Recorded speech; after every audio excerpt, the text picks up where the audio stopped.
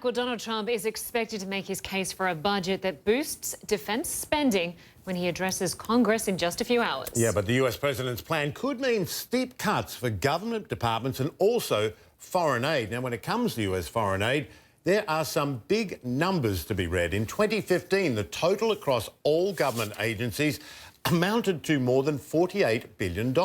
That was 1.3% of the federal budget that year, or less than a third of 1% of the US GDP. Well, here are the 5 recipients of US aid in 2015. According to the Congressional Research Service, Afghanistan and Israel received by far the largest amounts. Iraq, Egypt and Jordan also receiving more than $1 billion each. Well, joining us now from Washington to discuss all of this is CNN political analyst Josh Rogan. He's also a columnist for the Washington Post. As always, good to have you with us, Josh. Great to be with you. Looking at this budget, there are huge cuts, and as you'd expect, Democrats are against them, but somewhat perhaps surprisingly, some leading Republicans are also against it.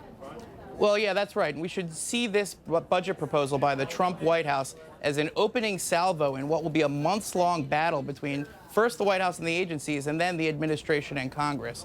And what Democrats and Republicans are both objecting to is what has been reported to be a 37% proposed cut in the budgets for the State Department and foreign assistance.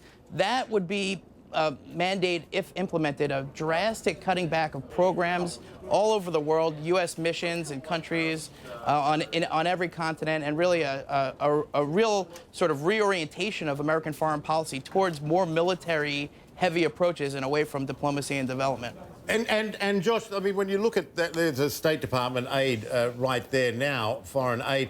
The thing is, we were discussing this last hour too, foreign aid is not because we love giving money to other people necessarily. It's an investment in security, is it not? And what would scaling it back be? It is not, in a budgetary sense, a whole lot of money.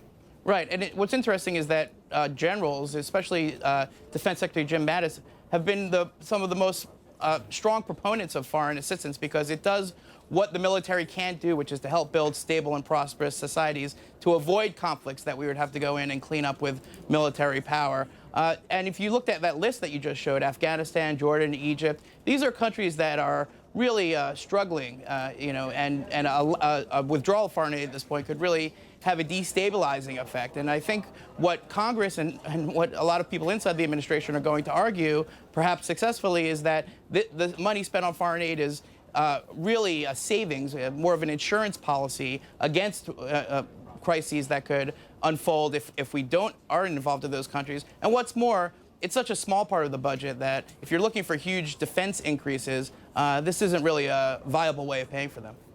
It's interesting to note that even though Republicans do have the majority in the House and Senate, they do need Democrats to get the budget over the line. That's right. How can the president reach out across the bridge to get them on board with some of his measures?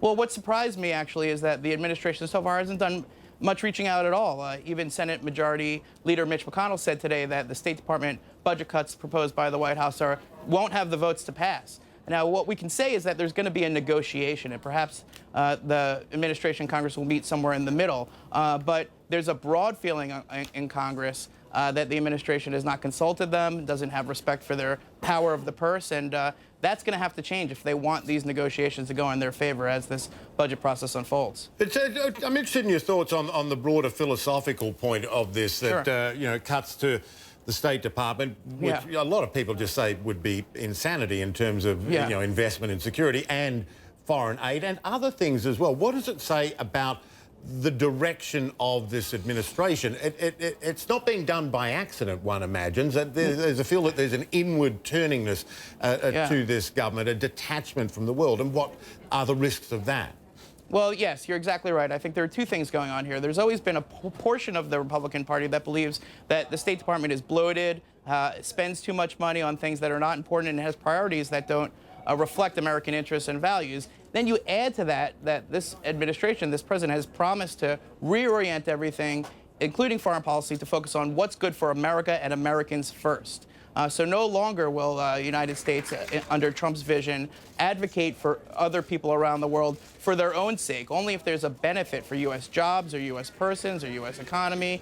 And that is a radical change. Now, again, there will be resistance as the Trump White House tries to implement that strategy, but that's how they're thinking, and that's what this budget proposal reflects. All right, Josh Rogan, good to have your analysis on all of Anytime. that. Thanks so much. Yeah, great piece today too. Check Thank it you. out.